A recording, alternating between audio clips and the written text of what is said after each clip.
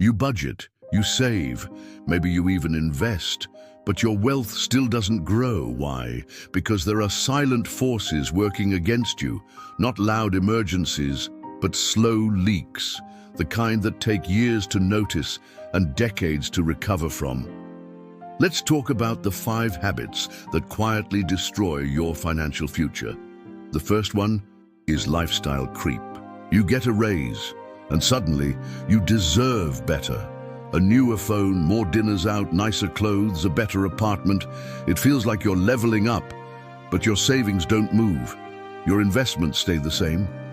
Your bank account, still empty by the 25th. That's lifestyle inflation, and it steals your wealth by blending in with progress. No one warns you because it looks normal. You're earning more, sure, but you're not keeping more. And in the long run, what you keep is what makes you rich. If your income goes up but your savings rate doesn't, you're just increasing the size of your cage. Every raise should first benefit your future, not your furniture. Second, inflation, it's not dramatic. It doesn't scream, but it's relentless. $100 this year will not buy the same as $100 next year. If your money is just sitting in a drawer or in a regular savings account, it's slowly shrinking. You don't feel it day to day, but over a decade, it's a disaster. People think saving is enough. But in high inflation environments, saving without investing is just delayed spending. It's the illusion of safety. Keeping cash for emergencies? Smart. Keeping all your money in cash? Expensive. You need your money to grow at least as fast as prices are rising. Otherwise, you're working hard for something that loses value while you sleep. The third silent killer, bad debt. Not all debt is evil. A mortgage can be strategic. A business loan can be a launch pad. But bad debt, like credit cards, payday loans, consumer finance, is a wealth vacuum. You borrow for something you don't need, and then pay 20% or 30% interest for years. And the worst part? You get used to it. You stop noticing.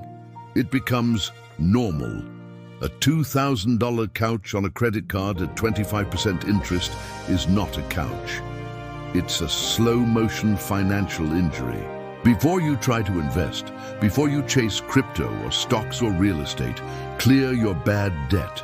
That 25% interest you're paying is a guaranteed loss. Killing it is a guaranteed return. The fourth killer is more psychological, the comparison trap. You scroll Instagram. Everyone seems rich. Vacations, cars, shopping sprees, designer shoes. You feel like you're behind. And that emotion drives you to spend, not because you need anything, but because you want to feel like you're catching up. But here is the truth. You're comparing your real life to someone else is highlight reel. Most people flexing wealth online are in debt. Their luxury lifestyle isn't funded by assets. It's funded by credit. You're comparing your savings to their spending. Don't measure your success by what others show. Measure it by how much freedom you're building, how much stress you've removed. Real wealth is quiet. It doesn't need to post. And finally, the most dangerous habit of all, procrastination. You don't overspend, you don't have debt. You know you should start investing, but you keep waiting. I'll start next month, after I learn a bit more. Once I make more money, and that's how 5 years disappear. The truth is, waiting costs more than starting small. You don't need the perfect strategy, you need to get in the game. The person who starts with $50 today is ahead of the person who waits for the perfect $500 next year. Compounding is a time game. Every year you wait is a year you don't get back. These 5 silent killers, lifestyle creep, inflation, bad debt, comparison, and procrastination, are not loud. That's what makes them so dangerous.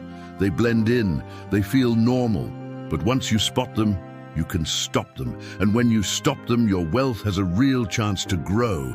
And when you stop them, your wealth has a real chance to grow.